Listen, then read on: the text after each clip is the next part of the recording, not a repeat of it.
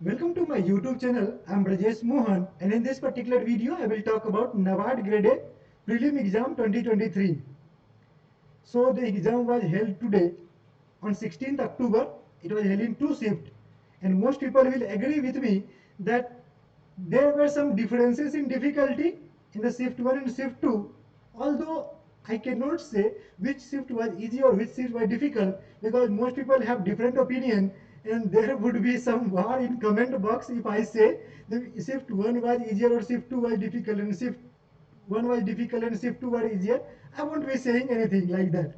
Okay, because these are basically opinions which vary from person to person.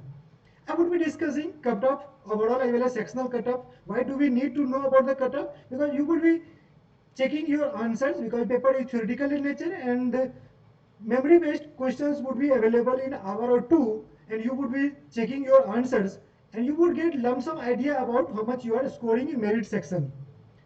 So if your score lies in the range of this particular cutoff, then you should start preparing for mains exam right away without wasting even a single day, because you know that कि जो mains exam है आपको 19 अक्टूबर को 19 नवंबर को होने वाला है, and you have around 30 days left for this mains exam, and believe me there are lots of things to cover for mains exam, क्योंकि आपका मेंस एग्जाम में 0.25 मार्क्स से मैटर करता है. Also my suggestion would to you that कि आप जो है आज जो पेपर हुआ है, चाहे वो शिफ्ट 1 में और शिफ्ट 2 में हो, दोनों पेपर में आप जो है ईएसआई और एआरडी के जितने भी क्वेश्चन है आपको मिल पा रहे हैं, अगर आपको 40 क्वेश्चन मिल रहे हैं या आपको जितने भी मिल पा रहे हैं, दोनों शिफ्ट मिलाकर आपको 160 क्वेश्चंस हुआ.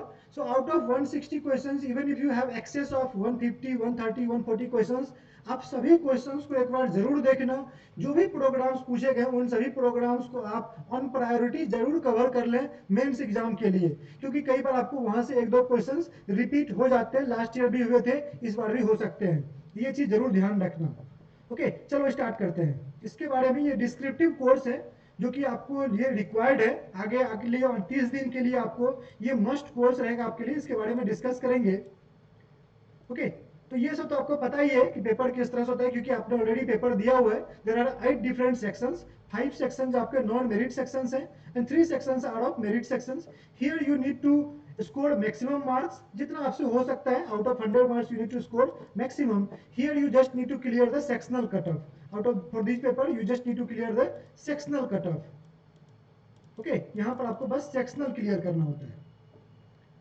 I have already written these things on my Telegram channel. So if you are not connected on me on Telegram, you definitely join at the rate Brajesh Mohan, BRAJESHMOHN. Brajesh Mohan के नाम से मेरा Telegram channel है. आप Google पर, Telegram पर search कर दो, कहीं भी सर्च करोगे आपको मैं मिल जाऊंगा. वहां से आप जरूर फॉलो कर लेना. मैंने सुबह में ही ये एनालिसिस दे दिया था, काफी लोगों ने इसको अलग अलग शेयर भी किया है, and people are agreeing with this particular analysis कि हाँ सर ऐसा ही कुछ पेपर था, ऐसे ही कुछ ट्रेंड्स आपने जो बताया वो सही है.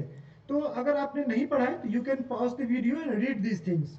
Okay, I won't be making the video lengthy, तो इसलिए आपको ये चीजें लिखी हुई है, आप उसको पॉज करके पढ़ सकते हो. Okay, like here I want to point out one thing. Many people are saying that the decision making in computer awareness was difficult compared to the shift 1. Okay, in the shift 2 I'm talking about the shift 2. So see, these two papers are theoretical nature, and there are around 30 questions from this, and these two are non merit section. तो देखो होता क्या है, difficulty कहीं ना कहीं comparative in nature होता है. Specially if I talk about the computer awareness, काफी लोगों ने कंप्यूटर को काफी अच्छे से पढ़ा हुआ है, तो उनके लिए कंप्यूटर थोड़ा सा होता क्या है कि उनको लगता है कि किसी के लिए इजी होता है, किसी के लिए डिफिकल्ट भी लगता है. ओके, सो अगर it was real, if it were really difficult in your shift, then don't worry, there is a normalization concept. Okay, whenever question paper are held in multiple shift, so IBPS do the normalization score, और उसके according आपको जो भी होगा उसका benefit मिल जाएगा. Although in NABARD grade exam normalization scores are not that very not much very. Okay, तो उस तरह से आपको ये भी नहीं एक्सपेक्ट करना चाहिए कुछ ज्यादा आपको 4 मार्क्स मिल जाएंगे, 5 मार्क्स मिल जाएंगे, बट थोड़ा बहुत जरूर वेरी करता है. Specially fight about the computer and decision making, तो थोड़े बहुत वेरी कर सकते हैं. रीजनिंग एबिलिटी इस बार लेंदी था बट डुएबल था. ओके, हाँ, एक जो चीज मैं आपको यहाँ पर बोल रहा हूँ, मैंने कई बार आपको ग्रुप टेलीग्राम पर देखा होगा आपने, मैंने लास्ट 2 ईयर के 2021 और 2022 के, I had share this particular image multiple times, and I have said that कि आपको जो लास्ट ईयर 2 ईयर के सेक्शनल कट ऑफ है वो जरूर देख के जाने चाहिए, so that you makes your you are scoring at least this much score, specially non merit section. But काफी लोगों ने मैसेज किया है कि sir my attempt in English section was only 10 question, 12 questions और 13 questions. Guys you know that कि English के cut off काफी ज्यादा आते हैं, यहाँ पर 30 क्वेश्चन से यहाँ पर सेक्शनल ज्यादा जाता है। अगर आप देख सकते हैं कि यहाँ पर जो है 11.25 था इंग्लिश लैंग्वेज इन 2021, यहाँ पर 12.50 है। So it hasn't gone down less than 10 marks. तो डेफिनेटली यहाँ पर आपको जो है इतने लाने पड़ेगा। इंग्लिश थ्योरेटिकल पेपर है, गलती हो जाती है, 2-3 गलती तो हो जाती है, इसलिए आपको यहाँ पर अटेम्प्ट 16-17 के अराउंड करने चाहिए थे। ओके, तो ये चीज आप ध्यान में रखना। ओबीसी के लिए आपको जो रिजर्व कैटेगरी है 9.25 था, और इसी अराउंड आपको इस साल भी रहने वाला है। थोड़ा सा ऊपर नीचे आप कर सकते हैं, क्योंकि वैसे किसी ने ये नहीं बोला कि इंग्लिश डिफिकल्ट था या ऐसा कुछ, मुझे रिव्यू नहीं मिले हैं। तो I believe that the English was on the similar trend as last year. Okay, so let's directly jump on the expected cutoff. See, the expected cutoff depends on multiple things, like how many applications, number of applications कितने हैं। आपने number of applications already देख लिया है, ये image Telegram पर आपको share किया जा चुका है। Okay, I already share this particular image. Here you can see this is the RTI reply under which category wise number of applications have been given. But देखो, और यहाँ पर 2022 का भी है और ये 2021 का है। बट होता क्या है कि सभी लोग यहाँ पर अप्लाई करने के बाद भी जो है सभी लोग एग्जाम अटेम्प्ट नहीं करते हैं। Exam was held on a working day. Okay, and mostly bankers and other working people basically gives 850 rupees while applying.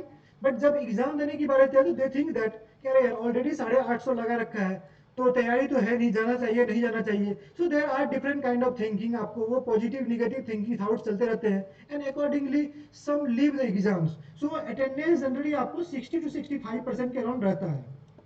60 to 65%, इससे ज़्यादा नहीं जाता है। तो 60% के अराउंड जो आपका अटेंडेंस रहता है, तो आप इसका 60% निकाल दो। इतने लोगों ने अप्लाई किया, इसका 60% निकाल दो, और उसके अकॉर्डिंग आप देख लो कितने लोग आपके बच गए जो कि हैं।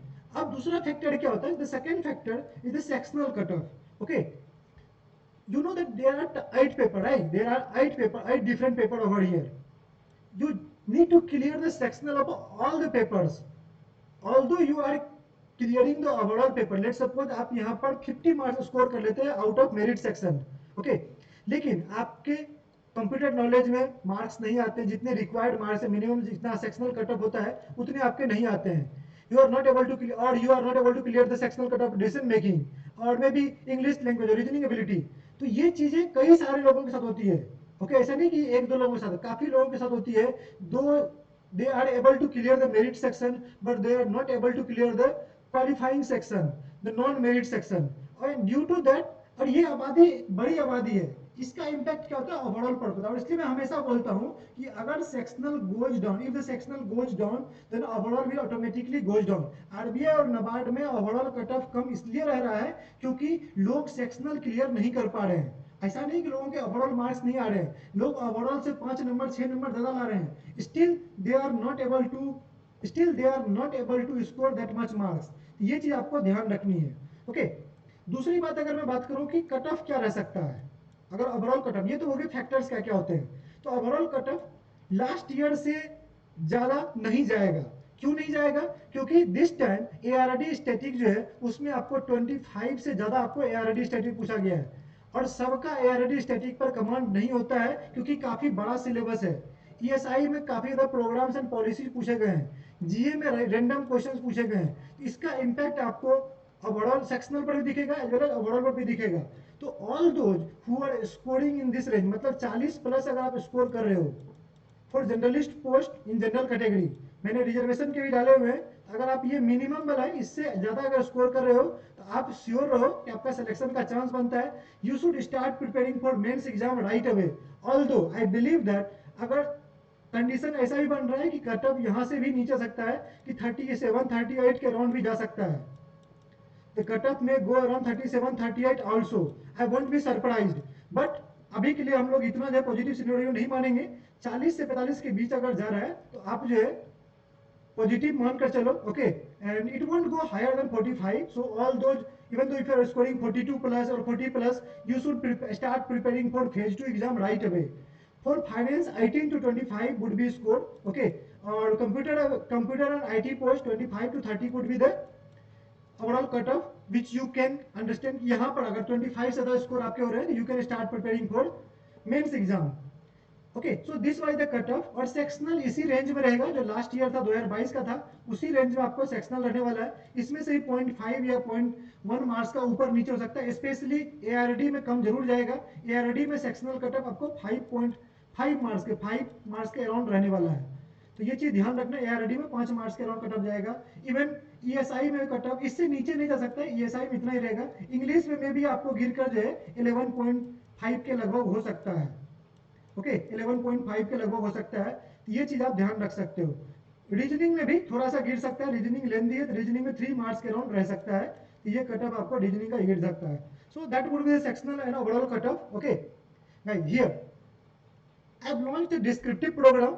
Okay, I am not recommending you the main course, main 3-in-1 program. I have launched this particular descriptive program, which is available at 999 rupees.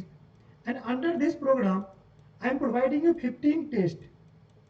5 tests for paper 1, page 2 paper 1, which is descriptive English. 5 tests for paper 2, descriptive answer writing, and 5 tests for objective section paper 2. So there would be total 15 tests. For descriptive answers, you would be giving the guidance and mentorship program. Detailed analysis will be provided. Okay, for all the tests. Apart from that, PIB and schemes compendium will be provided. Out of 200 marks in mains exam, 150 marks would be coming from descriptive section and 50 from objective sections.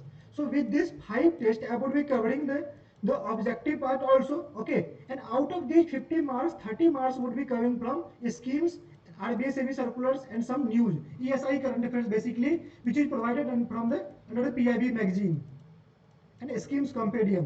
And these two PDF are available. PIB magazine and schemes compendium will be also available under this particular course.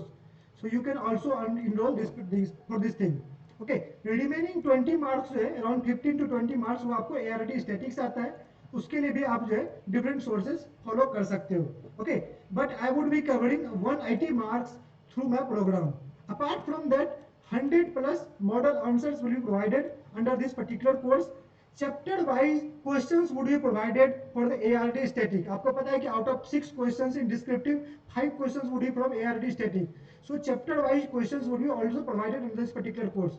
So I can assure you that not a single course in market for descriptive is better than this thing. The amount of content that I am offering won't be offered by them. तो आप जरूर enrol करो. आप नीचे video के description में link दिया हुआ है, कमेंट बॉक्स में लिंक दिया हुआ है, वहां से क्लिक करके आप इनरोल कर लो. Okay, so will meet you in the next video. Till then keep watching. Thank you very much.